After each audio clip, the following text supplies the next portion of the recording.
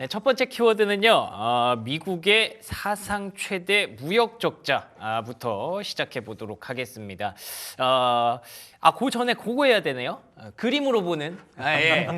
예, 재밌는 미국 주식. 재밌는 미국 주식인데. 예, 중국 얘기하다 보니까 흥분해서 제가 까먹었어요. 예, 죄송합니다. 그렇습니다. 예. 일단은 빅스 무시무시한 빅스가 지금 양을 안고 있는 그런 모습 보여주고 있는데 네. 예전에 제가 대한민국 최고의 앵커인 박앵커에서 예전에 그 공포 탐욕 지수를 낮게 얘기했던 적이 있었어요. 맞아요. 그때 3인가? 3이었죠, 3. 네. 근데 지금 58입니다. 50을 넘겼더라고요. 와, 그러니까 여러분도 아시겠지만 많이 올라왔고 예. 시장이 안정하는 모습 보여주고 있는데 그래도 무서운 모습이지만 빅스가 무서운 모습이지만 약간 빅스가 잠자고 있네요, 지금. 잠을 자고 있고 조용했죠. 예. 그래서 올라온 거 기억하시면 좋을 것 같고 현재 빅스가 23가 올라왔기 때문에 어. 역시 보시면 좋을 것 같고 두 번째 그림인데 두 번째 그림은 실적인데요. 사실 실적은 이번에 아무도 기대 안 하지 않았습니까? 그러게요. 근데 잘 나왔다고 보시면 좋을 것 같고 사실은 제가 볼 때는 슈마컨 빼놓고 별로 나쁜 게 없었다라고 보면 맞지 않을까. 실적이 너무 좋았죠. 예. 맞습니다. 보시면 될 것 같아요. 이렇게 보시면 일단 여기다 더해서 만약에 미중 간의 무역 협상까지 더해지면 장은 너무 좋은 거 아니겠습니까? 그러게요. 라고 말씀드립니다. 예. 예. 겹겹이 이제 그 호재들이 쌓여서 계속 시너지를 내고 있는 그런 분위기인 것 같은데 이렇게 뭐 슈퍼마이크로 컴퓨터 좀 안 좋았다고 해도 그것도 좀 덮어줄 수 있는 호재들이 좀 많이 나왔으면 좋겠어요. 그렇지만 앞서 첫 번째 키워드 보셨던 것처럼 일단 최대 무역 적자라는 라는 글자 자체는 별로 그렇게 뭐 시장에 도움이 되지는 않았을 것 같은데 어떤 내용인가요? 네, 우선 이 적자는 기본적으로는 3월치라는 점을 조금 그래도 알아주시면 좋을 것 같은데요. 3월 달 거. 예. 네, 하지만 일단은 원래 시장의 예상치는 한 1,376억 달러를 적자를 볼 것 같다라는 이미 좀 꽤 큰 폭의 적자를 예상했음에도 불구하고 실제로는 이제 1,405억 달러라는 훨씬 그보다 큰 수치이자 이제 사상 최대 규모의 좀 적자를 이렇게 기록을 했습니다. 특히 이번 적자는 2월 대비해서도 한 14% 정도 높은 수치였고 또 전년 동기 대비해서는 92% 높은 수치일 정도로 좀 전반적으로 굉장히 큰 폭의 적자가 있었고 결국에 사실 그 원인은 모두 다 좀 관세를 대비해서 미리 제품을 좀 가지고 오다 보니까 생긴 적자 폭이 컸기 때문에 그래도 어떻게 보면 이번 적자는 좀 향후 다음 분기까지 좀 이어지지 않을 가능성도 있다는 점 좀 같이 알아두시면 좋을 것 같고요. 네. 그러다 보니까 이제 UBS도 경기 침체까지는 가지 않겠다. 왜냐하면 이번 결국 적자는 기본적으로는 관세로 인한 좀 일시적인 가능성이 높기 때문이며 대신에 그래도 경기 둔화는 있을 수 있을 것 같다 했습니다. 이제 GDP 성장률을 기존 예상치가 작년에 한 2.8% 성장을 했었는데 올해 전체를 얘기하는 거죠. 네, 올해 풀이어 기준으로는 예. 1.5% 정도 성장을 할 것으로 보인다라고 하며 특히나 이제 이와 함께 증시와 관련해서도 같이 얘기를 했었는데 분명 남은 기간 동안에 좀 증시가 상승은 하겠지만 그 상승이 좀 직선은 아닐 것이다. 직선적인 상승은 없을 것이다라고 했기 때문에 투자자분들은 좀 이런 증시의 흔들림 같이 대비할 필요가 있을 것 같고요. 특히 이와 함께 증시가 많이 흔들릴 것으로 예상이 되다 보니까 금이나 채권 등 포트폴리오를 좀 다각화할 필요가 있다라고 했습니다. 네. 그러게요. 금값이 또 이제 신고가 트라이얼을 하고 있더라고요. 그래서 금값 보면서 또 이거 시장이 좀 불안해지나 싶었는데 그걸 또 해소해 줄 수 있는 또 모멘텀이 나와서 다행이라는 생각도 들고 어쨌든 적자와 GDP 얘기를 하자면 말씀하셨던 대로 우리가 1분기 GDP 발표될 때 봤잖아요. 수입이 엄청나게 늘어서 맞아요. 예, 그것 때문에 이게 수입이랑 수출이랑 플러스 마이너스 하면 이제 순수출이 마이너스가 됐던 거고 그게 결국에는 GDP 마이너스를 만든 건데 역으로 생각하면 만약에 이거를 좀 땡겨왔을 때 수입이 늘어난 거니까 이번 달부터 2분기에는 조금 정상화가 된다고 가정을 하면 2분기에는 GDP가 역성장하지 않을 수도 있지 않을까요?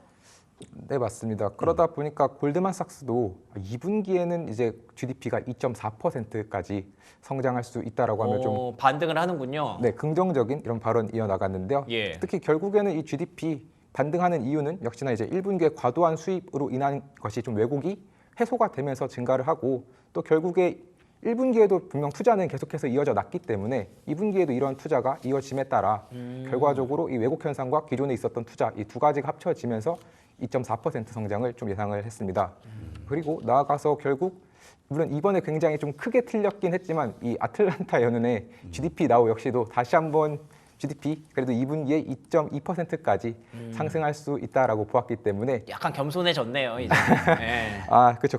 너무 지난 분기에 좀 과감한 이런 마이너스 2, 3%까지 막 얘기를 그렇죠. 했었으니까. 마이너스 예. 2.8%까지 봤죠. 그렇기 때문에 아마 그래도 이번에는 좀 GDP가 긍정적으로 나올 수 있지 않을까. 흔히 얘기하는 2분기 연속 GDP가 역성장해야지 경기 침체로 보는데 그렇죠. 그래도 이번엔 좀 2분기에 플러스가 나옴으로 인해서 좀 경기 침체 상황은 현재까지는 피해갈 가능성이 높다는 점도 알아주시면 좋을 것 같습니다. 제가 보기엔 골드만이 좀 이게 좀 납삽한 게 있는데 보니까는 그 관세 90일 유예한 다음에 다시 써갖고 예. 좋게 발표해서 일단은 이분들도 보게 되면 그 트럼프 말을 듣고 바꾸는 것 같아요. 네, 그러니까요. 그러니까 제가 볼 때는 뭐 물론 맞겠지만 이분들도 별다른 촉이 없는 것 같고 다만 제가 볼 때는 마이너스 0.3% 너무 심한 거 아니었습니까? 충분히 올라올만 한데 그렇다고 2분기에 2.4% 올라온 것도 너무 심한 게 아닌가 싶어서 그것도 또 어려울 수 예, 있군요. 약간 좀 낮게 보신 것 같지 않을까 생각합니다. 예. 좋습니다. 예. 그러니까 결국에는 그 차이인 것 같아요. 이 관세가 어느 정도까지 경기와 수출입에 영향을 미치는지를 명확하게 판단할 수가 없이 계속 정책이 좀 왔다 갔다 하니까 맞아요. 계속 이런 골드만삭스에서도 뭐 불가피하게 수정해야 될 수밖에 없는 거고 GDP 전망치도 뭐 애틀랜타 연은도 크게 틀릴 수도 있는 거고 뭐 그 안에서 우리 투자자분들이 중심 잡기가 어렵기는 하겠습니다만 경기에 대해서 데이터 보면서 우리도 계속 조금씩 전략을 수정하는 것밖에 방법이 없을 것 같습니다. 그러면 이 관세가 2분기 안에 어느 정도 좀 완화가 되고 어떤 성과를 계속 얻어내면 그러면 또 얘기가 또 달라질 수도 있지 않겠습니까? 네, 맞습니다. 결국에는 다 지금 어떻게 보면 하락에 대한 모든 이슈가 지금 관세로 인해서 그러니까요. 만들어진 거고 사실 관세만 해결되면 그만 다시 없애주면 뭐 네. AI라던가 아니면 그 외에 추가적인 어떤 제조 부흥이라던가 이런 또 모멘텀들을 다시 한번 좀 주목을 받을 수 있기 때문에 분명 이 관세만 해결된다면 분명 증시는 계속해서 좀 상승할 여력이 좀 충분하다라고 말씀을 드릴 수 있겠습니다. 그래서 이제 그 협상과 관련해서도 내용이 조금씩 나오고 있는 것 같은데 이와 관련된 두 번째 키워드를 한번 확인해 보도록 하겠습니다. 요게 이제 긍정적으로 저희가 오프닝부터 얘기했던 내용인데 베센트 재무장관, 그러니까 재무부에서 발표를 했고요. 이번 주 안에 뭐 중국을 만난다, 협상 타결 예상까지 얘기가 계속 나오고 있습니다. 이 얘기는 사실 뭐 지난주부터 계속 나왔던 부분인데 이게 좀 무르익었다고 봐야겠죠. 그렇죠. 근데 협상 타결까지는 아니고 그냥 판을 깐 정도까지만 되겠죠. 왜냐면 그거는 트럼프가 찍을 거기 때문에. 네, 그렇죠, 그런 그렇죠. 거, 예. 네, 그래서 이제 전반적으로 이 베센트 재무장관 했던 말은 올해 안에 80에서 90%의 주요 무역 국가들, 즉 17개 국가 이 중에서 한 80에서 90%는 올해 안에 타결될 것이고 그 중에서도 일부 국가랑은 이번 주 안에 타결이 예상된다. 그렇죠. 여기에서 이번 주 안에 타결 예상은 중국 빼고. 네, 중국은 아직까지는 이제 아직 시작을 하지 않았기 멀었으니까, 때문에 예. 네, 시작 자체를 안 했기 때문에 예. 이제 시작은 이제 이번 주에 스위스에서 한번 만나서 해봐야 되고요. 네. 그렇기 때문에 그럼 어떤 국가와 좀 타결이 예상이 가능성이 높은가를 살펴보면은 궁금하네요. 현재 원래는 분명 지난주까지만 해도 인도를 많이 예상을 했는데 맞아요. 파이낸셜 타임즈는 이번 주 안에 영국과 협정 체결을 할 수 있을 것으로 보인다라고 했습니다.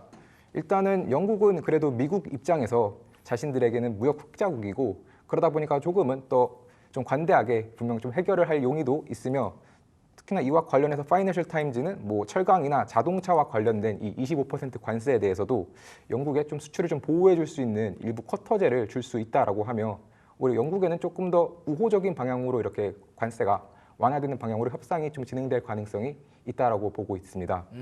그러다 보니까 어떻게 보면 확실히 좀 더 좀 긍정적으로 바라볼 수 있는 좀 다양한 이야기들이 많은데요. 네. 네, 그래서 이제 결국에는 이렇게 좀 영국과도 해결이 되지만 또 이번 주에 있는 어떻게 보면 가장 큰 핵심이 앞서서도 계속 말씀드렸던 네. 이 스위스. 그쵸. 그렇죠. 스위스에서 이 중국과 만남을 이어 나가야 되는데 이거는 이제 베센트 재무장관뿐만 아니라 저 그리어라는 사람. 그리어 네, 대표부. 어떤 네, 사람이에요?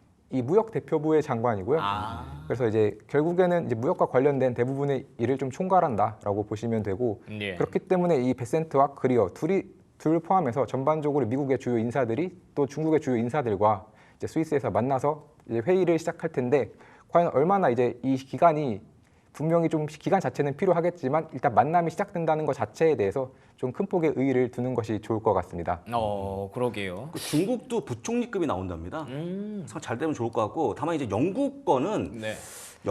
잘 돼도 여기에는 큰 점수를 부여하지 않거든요. 그쵸. 영국은 애초에 영국은 높지도 않았잖아요. 인도는 관세가. 모르지만 영국은 거의 된 거기 때문에 네. 별 의미가 없고 근데 인도가 하다가 속 들어가고 인도가 또 안 되나 봐요 잘 생각보다. 인도가 지금 아마 좀 약간 전쟁 관련된 이슈 좀 있지 예. 아니 않습니까? 그러니까요. 안 그래도 약간, 채팅창에 예. 그 전쟁 때문에 혹시 시장에 악영향을 좀 주지 않을까라는 얘기를 하시는 분이 계신데 파키스탄이랑 이제 진짜 불이 붙었더라고요. 네, 예, 붙었죠. 정말로 이제 좀 무력 충돌이 일어나고 있기 때문에 분명 그 무력 충돌이 항상 일어나면은 일부 증시가 흔들리는 부분은 좀 어쩔 수 없을 것 같습니다. 그렇겠죠. 또 인도에서 사실 아직까지 그 확정이 되진 않았기 때문에 영향은 아직까지는 없겠지만 뭐 애플도 사실은 인도에서 아이폰 대부분을 이제 가지고 와가지고 수입하겠다 뭐 이렇게 말을 할 만큼 그랬었잖아요. 인도의 제조업 비중이 중요해지고 있는 이 상황에서 이런 분명 좀 국제적인 마찰, 무력 마찰은 사실 굉장히 안 좋을 수밖에 없고요. 예. 그렇지만 아직까지 이제 어디까지 확정이 될지는 모르는 상황이고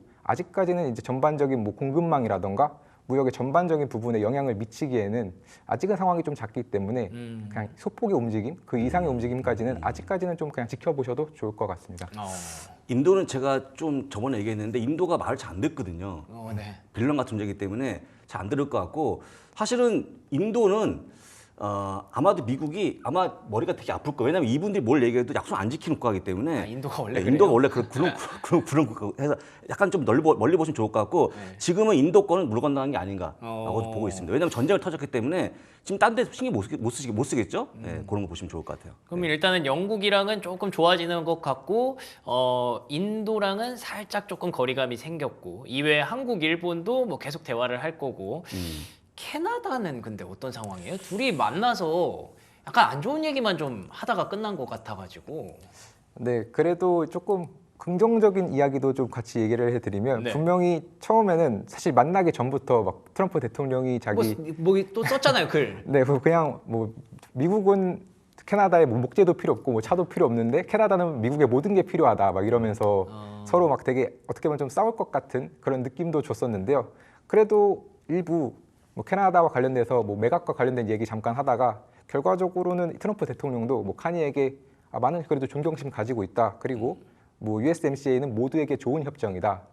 그리고 또 뭐 캐나다 합병과도 뭐 탱고를 추려면 결국에 두 사람이 필요하다라는 말을 했었는데 그 말은 곧 정말 합병과 관련해서 사실 되게 강압적으로 내가 뭐 하진 않을 거다 당연히 예. 뭐 이런 발언들이 좀 함의가 있다라고 지금 시장에서는 파악을 하고 있습니다. 그러다 보니까 뭐 이제 이렇게 좀 트럼프와 카니 회동은 오히려 만나기 전이 조금 더 불안감이 컸었고 막상 만나고 났더니 조금 불안감이 또 일부 해소가 된 또 막상 과거 그 우크라이나 대통령을 만났을 때처럼 예. 큰 폭의 어떤 갈등은 또 있지 않았었기 때문에 그 당시 갈등이 워낙 컸기 때문에 그런 갈등도 없었고 오히려 그 이후에 좀 트럼프 대통령이 추가적으로 했던 발언이 약간은 시장에서의 기대감을 좀 키웠던 발언이 있었는데요. 뭐죠?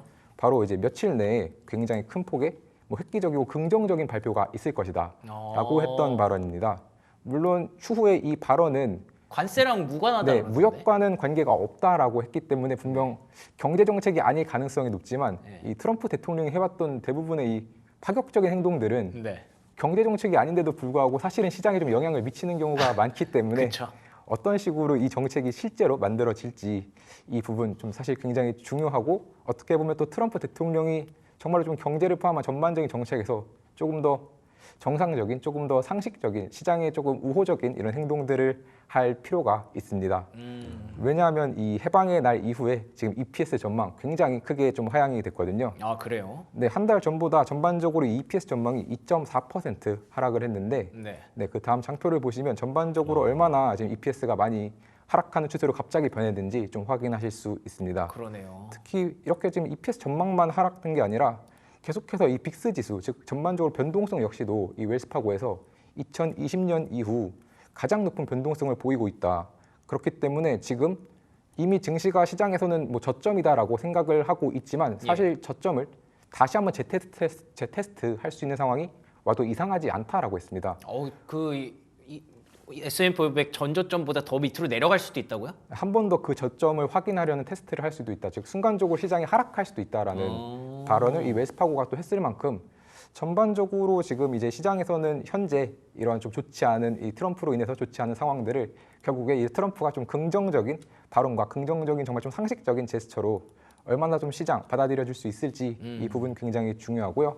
다만 이러한 정책과 관련해서도 약간은 좀 부정적으로 바라본 시선 역시 있었는데 대표적으로 이 폴 투더 존스인 이 헤지펀드 매니저 같은 경우는 예.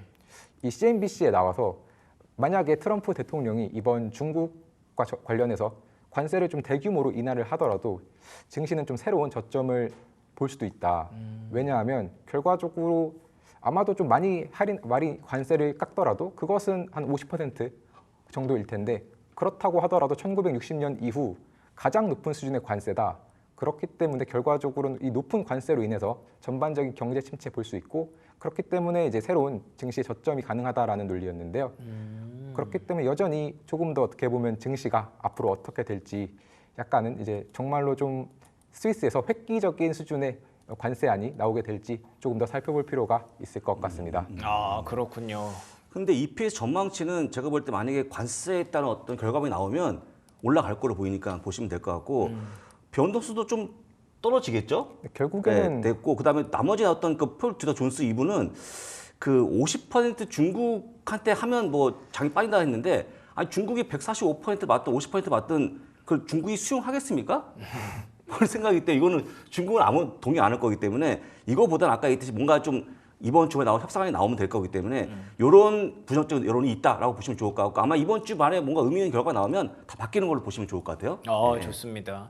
이번 주말에 정말 의미 있는 결과를 만들어낼 수 있을지는 솔직히 잘 모르겠어요. 그렇지만 어쨌든 대화의 물꼬를 트면서 뭐래도 어떤 대화라도 뭔가 하기는 할 테니까 그 대화도 보셔야 될 것 같고 그게 시장에 얼마나 긍정적으로 영향을 미치는지도 한 번쯤 보시면서 접근을 해야 될 것 같은데 그래도 최악의 순간은 좀 지나오지 않았을까. 그렇죠. 네. 아마도 이번 주 된다 말 너무 많이 해갖고 예. 이번에 정말 뭐가 있겠죠. 예. 없으면 이분들이 정말 양심 불량이겠죠. 그래서 저는 뭔가 있기 만나는 거기 때문에 뭔가 조그만 결과물 있지 않을까 싶고 사실 희망고문이 너무 길지 않았습니까? 그렇죠. 네, 그런 거 한번 보시면 나오지 않을까 생각합니다. 사실 근데 이런 대화와 협상이 계속 그 나라 대 나라, 국가 대 국가대로 진행이 되고 있는 거는 다들 알고 계시고 이 상호 관세는 조금 이제 완화가 되는 걸로 보고 계시는 분들이 많은데 근데 또 채팅창에는 그 연휴 동안에 뭐 영화에 막 관세한다, 그 다음에 의약품에 관세한다 이런 얘기가 나오면서 그 품목별 관세는 앞으로도 계속 조금 불안한가 봐요. 그러면서 네. 이제 이럴 때 또 다시 금을 또 사야 되나 뭐 이런 얘기도 조금씩 나누고 계시는 것 같은데 그런 부분은 좀 불확실성 어느 정도로 보고 계세요? 그냥 원래 그런 분이잖아요, 트럼프가. 아, 그렇죠. 즉흥적이고 네. 하기 때문에 그냥 할 말투를 다 믿지 마시고요. 네. 아마 얘기하자마자 또 잠시 지나면 다시 할게 이렇게 해서 여러분 아시면 파월 해고를 의도가 없었다면서요. 그렇죠. 제가 볼 때는 그냥 지나가는 말이라고 보시면 좋을 것 같고 아마 이런 것들을 결정하려고 그러면 좀 더 시간이 필요한 거 아니겠습니까? 그래서 그 말 다 믿지 마시고 일단 나온 것만 믿으시면 좋을 것 같아요. 연구원님은 어떻게 보십니까? 사실 그 관세안 같은 경우 일단 약품 같은 경우는 이제 2주 안에 네. 뭐 결정을 하겠다라고 했기 때문에 아직은 좀 알기 어려우니까 이 부분을 지금 상황에서 좀 속단하기는 좀 쉽지 않은 그렇겠죠? 상황인데요. 네. 다만 이제 영화 같은 경우는 정말 좀 굉장히 놀라운 어떻게 보면 좀 진짜 당황스럽죠. 사실 이게 관세를 그냥 숫자만 말하고 어떤 식으로 부과를 하겠다라고도 정확하게 말하지 않았습니다. 그거 엄청 복잡할걸요, 계산하려면. 네, 무슨 정말로 뭐 제작비 전체를 기준으로 100%를 넣을 건지. 그렇죠. 거기에 만약에 그리고 미국 사람 몇 명 출연하면 어떻게 되는 거예요? 그거는 미국에서 어떻게 한 거예요? 그렇죠. 지금 뭐 그러다 보니까 사실 뭐 제대로 측정 자체를 할 수 없는 상황이다 그쵸, 보니 사실 네. 아마도 결국에는 이거는 좀 크게 조정을 할 수밖에 없습니다. 이건 안 그러면은 이미 도지로 인해서 굉장히 많은 공무원들이 해고가 되어가고 있는 이 상황에서 네. 관세를 사실 측정할 수 있는 사람도 없지 않겠습니까? 그러네, 이제 계산 못하네 사람들이. 네, 지금 신약 같은 경우도 지금 도지로 인해서 해고로 인해서 지금 뭐 신약으로 인한 승인이 안 되고 있다. 뭐 이런 말들도 나오는 상황에서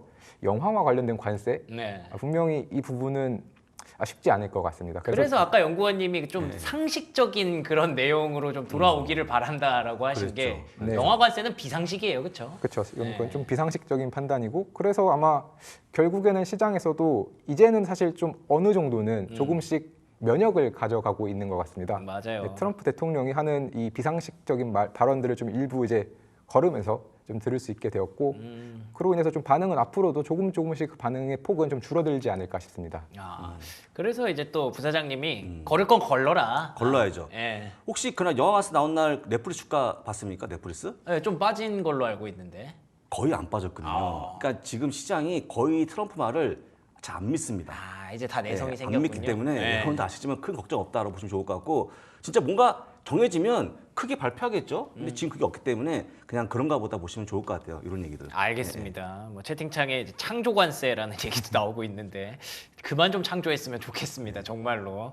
자, 큰 그림에서 보는 내용들은 여기까지 해보고요. 세 번째부터는 이제 종목 쪽으로, 섹터 쪽으로 한번 가보도록 하겠습니다. AMD가 후실적을 냈고요. 시간외에서 모처럼 반등을 했는데, 근데 뭐 시간의 급등까지는 아니고 한 1% 넘게 소폭 반등에 성공하는 모습이에요. 어떤 내용들이 있었나요? 네, 이번에 결국 AMD 실적을 보면은 이제 주요하게 살펴봐야 될 뭐 세 가지 지표라고 하는 뭐 매출, EPS, 가이던스까지 모두 시장의 예상치를 좀 상회하는 실적을 보였습니다. 그리고 그 중에서도 결국에 좀 사람들이 반도체 기업에서 가장 또 관심을 갖는 분야는 결국에는 이 데이터 센터 분야인데 그렇죠. 네. 데이터 센터 분야도 이제 예상치를 상회했을 뿐만 아니라 그래도 전년 대비 57%라는 준수한 실적을 보이면서 괜찮았네요. 네, 그래도 이 정도면 충분히 시장에서도 긍정적으로 바라볼 수 있는 이런 실적을 보이면서 확실히 주가 좀 상승하고 있는 모습을 보이고 있고요. 예. 또 이제 부문 확실히 전반적으로 이 실적 부문별로 얼만큼 어떤 부분이 많이 올랐나를 살펴보면은 전체적으로 봤을 때는 이 데이터 센터 부문이 좀 상당수 많이 지지를 해줬지만 특히 이번 같은 경우는 오히려 데이터 센터보다도 이 클라이언트 부문이 조금 더 많이 지지를 해주면서 클라이언트는 어떤 부분이죠? 일반적으로 판매하는 그 게임용 같은 부분들 GPU. 네, 그런 부분들 이제 좀 많이 판매를 하고 있고 예. 그래서 좀 실적 자체는 전반적으로 좀 좋았다라고 볼 수 있지만 이와 관련해서 약간은 좀 안 좋은 부분이 결국에는 이 실적 발표와 동시에 했던 말 중에 하나가 중국 칩 제한으로 인해서 매출 한 15억 달러 정도 타격을 받을 수 있다라는 발언을 했습니다. 그리고 뿐만 아니라 이미 수출 제한으로 인해서 한 8억 달러 정도의 비용이 또 발생했다고 밝힘에 따라 아마 매출 손실은 15억 달러 그리고 비용으로 8억 달러 해서 전체 타격으로만 본다면 한 23억 달러까지 타격을 볼 것으로 지금 예상이 되는데요.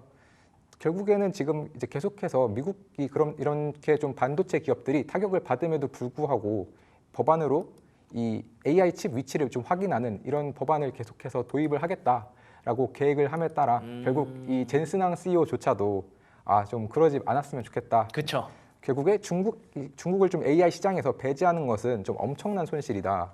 뭐 중국의 인공지능 시장은 2에서 3년 내에 한 500억 달러 정도 규모가 될 것이고 사실 결국에 중국에 이렇게 AI 반도체 팔면은 그것이 결국 다 미국의 수입으로 들어오고 그럼 미국 기업들의 수입이 결국에 세금으로 이렇게 되면서 미국 경제도 좋고 미국 내 일자리도 좀 많이 창출될 건데 그러면 이것들 분명히 좀 긍정적으로 좀 바라봐야지 이렇게 배제하지 말아달라라는 인터뷰를 오늘 한번 이렇게 다시 한번 보여주면서 앞으로 이제 반도체와 관련해서 과연 정말 미국이 어떤 스탠스로 이 전반적인 중국을 바라볼지는 앞으로도 계속해서 좀 지켜볼 필요가 있는 가장 주요한 핵심 문제 중 하나가 될 것으로 보입니다.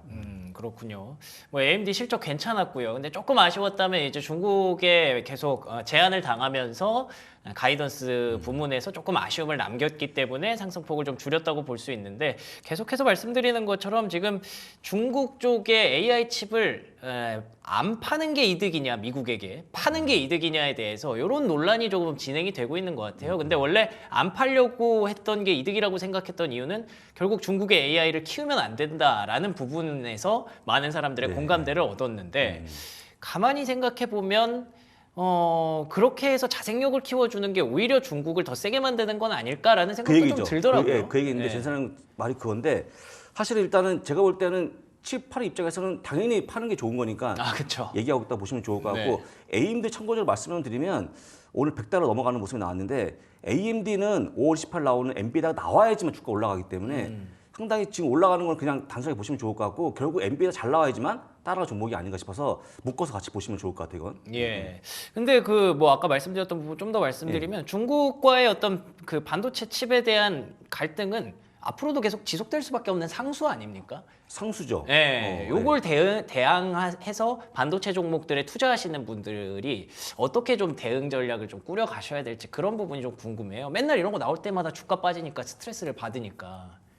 결국에는 그 투자를 처음 하실 때부터 어느 정도 이제 반도체로 인해서 좀 밸류에이션이 낮아질 수 있다라는 부분까지 좀 같이 고려해서 가격대를 잡는 것이 어떻게 보면 그러니까 이건 상수라는 거를 인정하고 들어가야 되는 거군요. 네, 아예 처음부터 그래서 그 부분을 고려하고 들어갈 수밖에 없을 것 같고요. 다만 이제 이미 투자하신 분들 같은 경우는 어쩔 수 없이 많은 인내심이 결국 필요할 것으로 보입니다. 아, 그렇군요. 이미 반도체 세배 ETF를 많이 투자하고 계시거든요. 예. 속스리라는 ETF. 이미 발 담고 있고 아까 말씀하신 대로 시간이 꽤 걸릴 거로 보이기 때문에 여유가 있는 분들만 투자하시면 좋을 것 같고 지금 단기적으로 안 되니까 그것만 기억하시면 좋을 것 같으네요.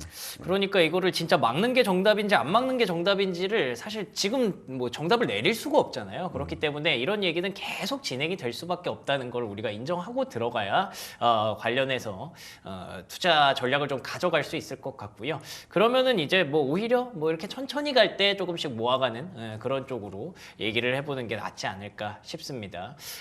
반도체 쪽에 대해서 얘기를 한번 들어봤고 이어서 네 번째 키워드는 테슬라와 관련된 이야기입니다. 테슬라가 제가 듣기로는 영국과 독일 쪽에서 4월 매출이 많이 줄었다고 들었어요. 어떤 상황인가요? 네, 우선은 영국 같은 경우는 전년 대비 62% 감소했고요. 독일에서는 전년 대비 46% 감소했습니다. 특히 독일 같은 경우는 이제 46% 감소한 885대를 판매를 했는데 그게 지금 4개월 연속으로 감소를 하면서 이제 사실상 정말 독일에서는 올해 매 순간이 저점이었다. 저점을 매월 찍었다라고 보시면 좋을 것 같고 네.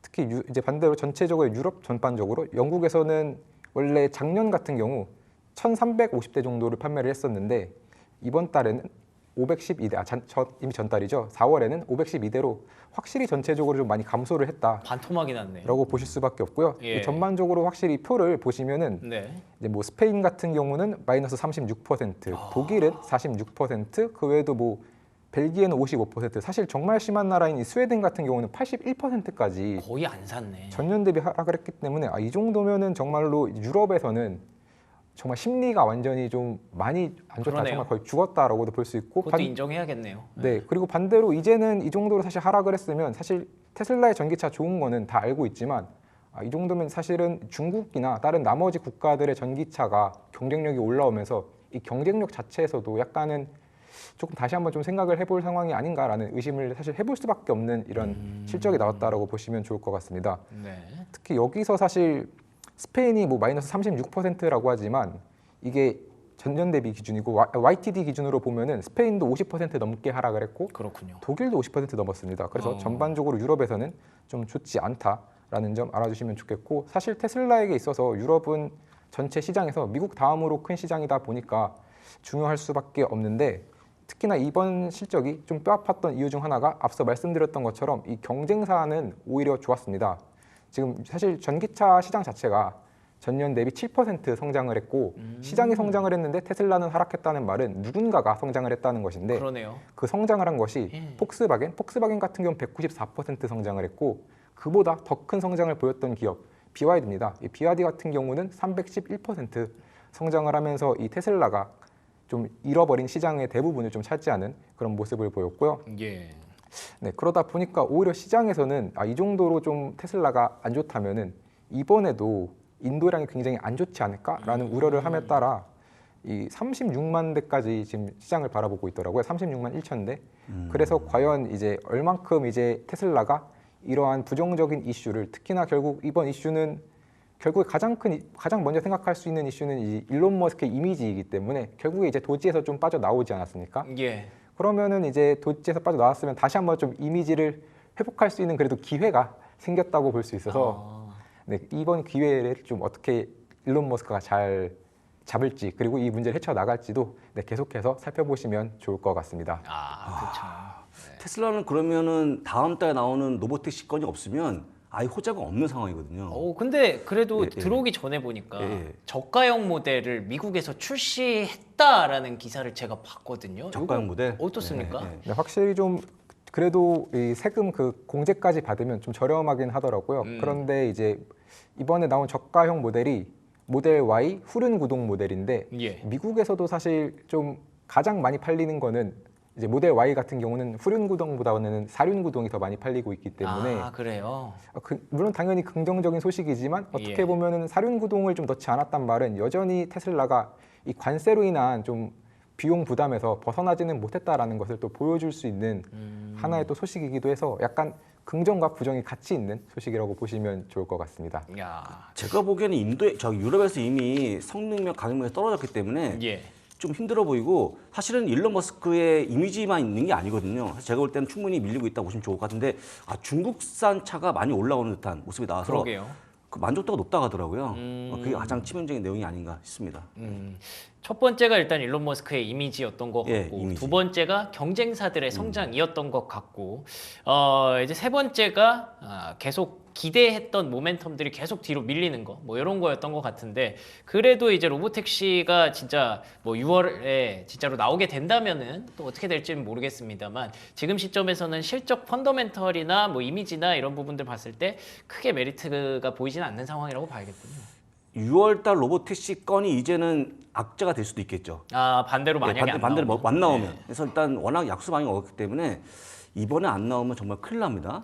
그래서 이걸 보시고 투자를 더 하시면 좋을 것 같고 지금 미리 사지 마시고 좀 더 보시고 사면 어떨까요? 근데 지금 사고 계시니까 약간 걱정이 되는 건 맞습니다.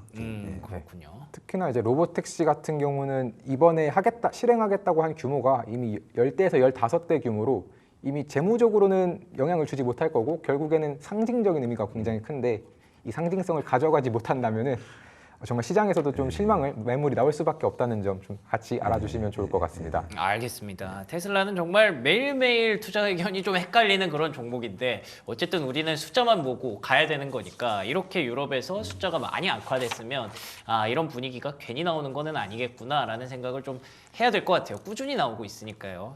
자, 그리고 마지막 키워드는요. 팔란티어인데 팔란티어 사실 나쁠 게 없었고 팔란티어 CEO 그 특유의 자신감을 또 한 번 보여줬거든요. 근데 왜 이렇게 주가가 폭락을 한 겁니까? 결국에는 이제 시장에서는 좀 밸류에이션과 그리고 어떻게 해서든 밸류에이션이 너무 높다 보니까 안 좋은 점을 조금 더 많이 보려고 하는 전반적인 좀 시도가 영향을 미쳤다라고 보실 수 안 있겠는데요. 좋은 걸 찾아냈군요. 네, 결국에는 또 모든 기업이 사실 털어서 먼지가 안 나는 경우가 없듯이 네네. 다 찾으면 찾아졌는데 그렇죠. 좀 개인적으로는 분명 좀 아쉽다고 볼 수 있는 좀 너무 좀 디테일한 것까지 찾은 게 아닌가라는 생각이 드는데요. 그래도 예. 일단 먼저 전반적인 실적을 살펴보면은 뭐 매출, 뭐 EPS, 심지어 가이던스까지 모두 좋았고 특히나 연간 가이던스 같은 경우는 1월에 발표했을 때보다 지금이 오히려 더 가이던스를 한번 상향했기 때문에 더 좋은 모습을 보이고 있습니다. 그리고 이제 실적 측면에서 보면은 좀 분명히 긍정적으로 볼 수 있는 부분은 굉장히 성장성이 계속해서 증가하고 있다는 점인데요. 뭐 매출이 증가하는 게 아니라 매출 성장률 자체가 뭐 1년 전에는 21% 성장했지만 그 다음 분기는 27% 그리고 나아가서 뭐 31% 현재는 이제 37%까지 계속해서 YOY로 성장률 자체가 올라가고 있기 때문에 좋네요. 성장은 기하급수적으로 이어가고 있다라고 네. 보시면 좋을 것 같고 그러한 성장을 이끈 것은 결국에는 미국의 상업 부문이었습니다. 이제 미국 정부 부문도 물론 굉장히 높은 성장을 보였고 전체 매출에서 가장 많이 차지하는 것이 미국 정부 매출이지만 지금 성장성 같은 경우는 거의 71% 전년 대비 성장을 이끌었던 미국 상업 부문이 굉장히 좀 빠른 성장을 보이고 있고요. 그리고 이러한 상업 부문을 결국에 이끌 수밖에 없었던 것은 기업들이 막상 실제로 써보니까 좀 효과가 있었다라는 점입니다. 대표적으로 뭐 월그린 부츠 같은 경우는 실제로 이 제품을 썼더니 업무 효율이 30% 증가했고 업무 응대도 32% 증가할 수 있었다라고 했으며 웬디스 역시도 이번 이 팔란티어의 이 AIP를 사용을 했더니 15명이 하루 종일 해야 할 공급망 관리를 5분 내에 할 수 있었다라고 했고 심지어 이 AIG 같은 경우는 언더라이팅 업무에 이거를 사용을 해봤는데 네. 2에서 4주간 해야 될 이 언더라이팅 업무를 그냥 2~3시간 내에 처리가 끝났다라고 말을 했습니다. 그만큼 팔란티어가 가지고 있는 강력한 이 효과를 결국 기업들도 아니까 이렇게 상업 부문이 큰 폭으로 성장을 할 수 있었고 그러다 보니 당연히 소프트웨어 기업으로서 항상 좀 맞춰졌는가를 체크를 하는 이 룰 오브 40 매출과 마진을 가지고 했을 때 40이 넘는가라는 것이 숫자인데요. 네. 이 매출 성장률 기준으로 봐도 이미 40만 넘어도 성공인데 팔란티어는 83이 나왔습니다. 네. 2배를 이상을 넘겼다는 굉장히 긍정적인 실적인데 하지만 여기서부터 이제 이렇게 긍정적인 실적임에도 불구하고 결국에 월가는 조금씩 찾아냈습니다. 이제 뭐예요 도대체? 부정적인 점을 찾아를 냈는데 네. 첫 번째로 찾은 점 결국에는 이 거래 건수를 봤을 때 100만 달러 이상의 거래 건수는 이제 왼쪽에 있는 게 2025년이고 오른쪽에 있는 게 바로 그 전분기인데요. 100만 달러 건수 자체는 10건 정도 상승을 했지만 이제 500만 달러 이상의 거래 건수 같은 경우는 전분기 대비 7건 감소했습니다. 네, 그래서 사실 네 그렇죠. 엄청 고가 쓰는 고객들이 조금 줄었구나. 네, 맞습니다. 네. 그리고 1000만 달러 이상의 거래도 전 분기는 32건이었는데 이번 분기는 31건으로 또 한 건 감소를 했는데요. 예. 사실 이 부분이 분명 감소하긴 했지만 원래 이 계절적으로 1분기는 약간은 좀 약한 게 원래 있기 때문에 그래요. 안 좋다고 볼 수는 없는데 예. 이제 숫자로 딱 이렇게 띄어놨을 때는 줄어든 게 확실히 보이기 때문에 좀 부정적으로 시장에서는 바라보았고요. 네. 그리고 그 다음으로 살펴본 이제 굳이 찾아본 정말 아쉬운 점 중에 하나가 있다면 결국에는 마진이 전분기 대비 소폭 감소했습니다. 이제 마진이 전분기 같은 경우는 45%였는데 이번 분기는 44%로 1%포인트라는 굉장히 적은 수치가 좀 감소를 했는데요.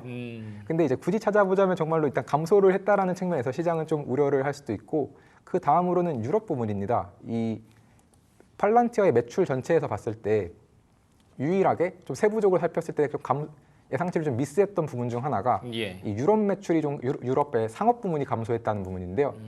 알렉스 카프도 지금 유럽이 AI의 필요성을 좀 잘 이해를 못하고 있다. 그래서 이 부분이 좀 해결되는 데까지 한 몇 년은 걸릴 것 같다라는 발언을 했습니다. 그렇게 이러한 발언들까지 봤을 때 결국에 앞서 말씀드렸던 거래 건수와 관련된 부분의 감소, 그리고 영업 마진이 전분기 대비 소폭 하락한 점, 그리고 유럽과 관련된 이슈 이 세 가지로 인해서 좀 전반적으로 이 밸류에이션과 함께 증시 좀 부정적인 영향을 미쳤다라고 보시면 좋을 것 같습니다. 야, 진짜 억지로 찾아내네요. 억지로. 예.